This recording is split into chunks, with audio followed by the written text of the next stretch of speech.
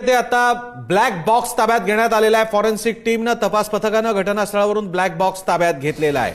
Black box हा विमानांमध्ये अनिवार्यपणे बसवण्यात येणारा एक असा यांत्रिक उपकरण असतं ज्यामध्ये विमानातील सर्व प्रकारच्या त्या कम्युनिकेशन्स असतील, तांत्रिक बाबी असतील याचं रेकॉर्डिंग होत असतं आणि त्यामुळे विमानाच्या प्रत्येक टप्प्यावरती काय चाललं होतं, पुरेसं इंधन होतं का, इलेक्ट्रिक म्हणजे विद्युत संपर्क सगळा नीट होता का, संवाद काय चालू होता याची माहिती मिळत असते। किरण ताजने जे आता प्रत्यक्ष अपघाताच्या ठिकाणी आहेत तिथून आपल्यासोबत संवाद साधतायत। किरण, ब्लॅक बॉक्स सापडल्याची बातमी येते, अधिक माहिती।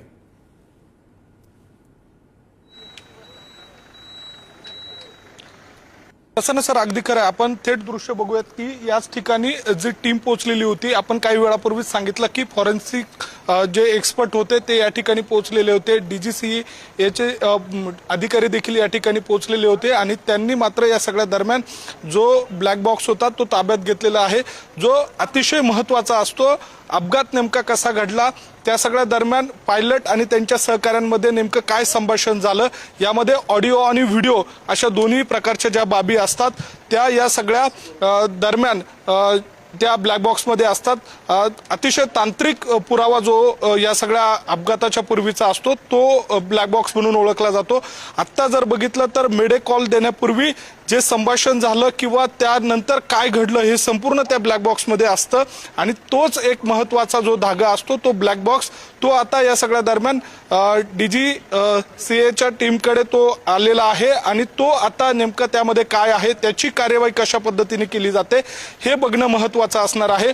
आपल्याला माहिती आहे की अपघात सकाळी 8:45च्या दरम्यान घडला, त्यानंतर वेगवेगळ्या स्वरूपाचं अनेक माहिती समोर आली, मात्र त्या सगळ्या दरम्यान जे विमान होतं ते बारामती विमानतळावर येत असताना लो व्हिजन ही संपूर्ण प्रक्रिया पायलटच्या दरम्यान अडथळा ठरली अशा स्वरूपाची माहिती समोर येत होती आणि त्या सगळ्या अनुषंगानं विमानानं एक घिरटी देखील घेतली, मात्र तरी देखील रनवेवर विमानाला पोहोचवता आलं नाही आणि नंतरच्या काळामध्ये या अगदी रनवेच्या बाजूलाच हा अपघात घडल्याचे थेट दृश्य आपण बघतोय आणि लो व्हिजनमुळे ही संपूर्ण जी दुर्घटना आहे ती घडल्याची माहिती समोर आलेली आहे। मात्र अशा सगळ्या परिस्थितीमध्ये मेडे कॉल देण्यापूर्वी नेमकं काय काय घडलं, कशा पद्धतीनं त्यांचा संवाद होता, पायलटचं नेमकं त्या काळामध्ये काय बोलणं झालं असेल, हे सगळं ब्लॅक बॉक्समध्ये समोर येईल आणि तोच एक महत्त्वाचा जो धागा आहे या अपघातात। कारण या घडीची सगळ्यात मोठी बातमी येते आता ब्लॅक बॉक्स ताब्यात घेण्यात आलेला आहे। फॉरेन्सिक टीमनं तपास पथकानं घटनास्थळावरून ब्लॅक बॉक्स ताब्यात घेतलेला आहे। ब्लॅक बॉक्स हा विमानांमध्ये अनिवार्यपणे बसवण्यात येणारा एक असा यांत्रिक उपकरण असतं ज्यामध्ये विमानातील सर्व प्रकारच्या त्या कम्युनिकेशन्स असतील, तांत्रिक बाबी असतील याचं रेकॉर्डिंग होत असतं आणि त्यामुळे विमानाच्या प्रत्येक टप्प्यावरती काय चाललं होतं, पुरेसं इंधन होतं का, इलेक्ट्रिक म्हणजे विद्युत संपर्क सगळा नीट होता का, संवाद काय चालू होता याची माहिती मिळत असते। किरण ताजने जे आता प्रत्यक्ष अपघाताच्या ठिकाणी आहेत तिथून आपल्यासोबत संवाद साधतायत। किरण, ब्लॅक बॉक्स सापडल्याची बातमी येते, अधिक माहिती।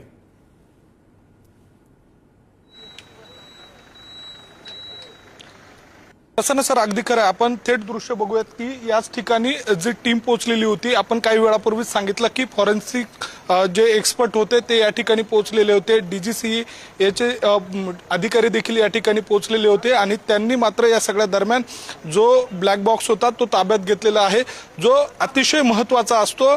अपघात नेमका कसा घडला, त्या सगळ्या दरम्यान पायलट आणि त्यांच्या सहकाऱ्यांमध्ये नेमकं काय संभाषण झालं, यामध्ये ऑडिओ आणि व्हिडिओ अशा दोन्ही प्रकारच्या ज्या बाबी असतात त्या या सगळ्या दरम्यान त्या ब्लॅक बॉक्समध्ये असतात।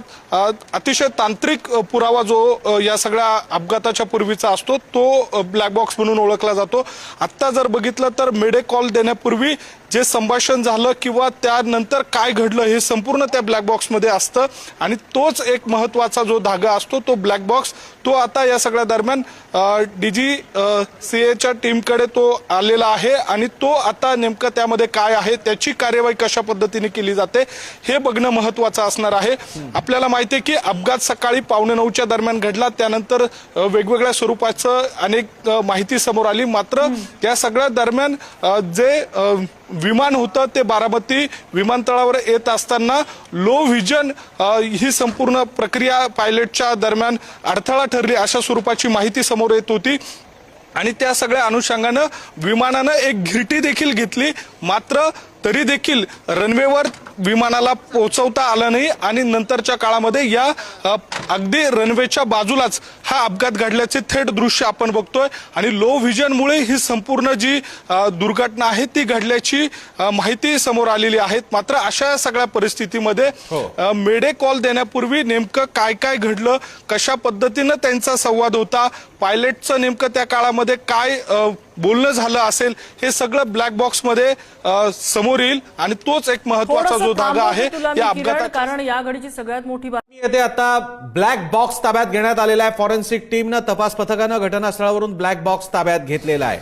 ब्लॅक बॉक्स हा विमानांमध्ये अनिवार्यपणे बसवण्यात येणारा एक असा यांत्रिक उपकरण असतं ज्यामध्ये विमानातील सर्व प्रकारच्या मग त्या कम्युनिकेशन्स असतील, तांत्रिक बाबी असतील, याचं रेकॉर्डिंग होत असतं आणि त्यामुळे विमानच्या प्रत्येक टप्प्यावरती काय चाललं होतं, पुरेसं इंधन होतं का, इलेक्ट्रिक म्हणजे विद्युत संपर्क सगळा नीट होता का, संवाद काय चालू होता याची माहिती मिळत असते। किरण ताजने जे आता प्रत्यक्ष अपघाताच्या ठिकाणी आहेत तिथून आपल्यासोबत संवाद साधतायत। किरण, ब्लॅक बॉक्स सापडल्याची बातमी येते, अधिक माहिती।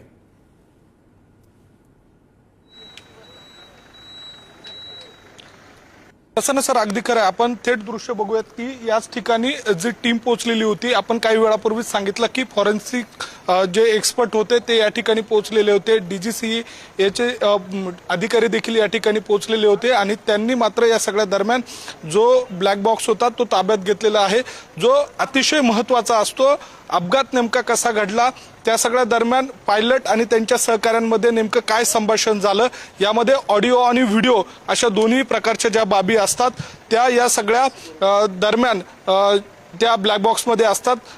अतिशय तांत्रिक पुरावा जो या सगळ्या अपघाताच्या पूर्वीचा असतो तो ब्लॅक बॉक्स म्हणून ओळखला जातो।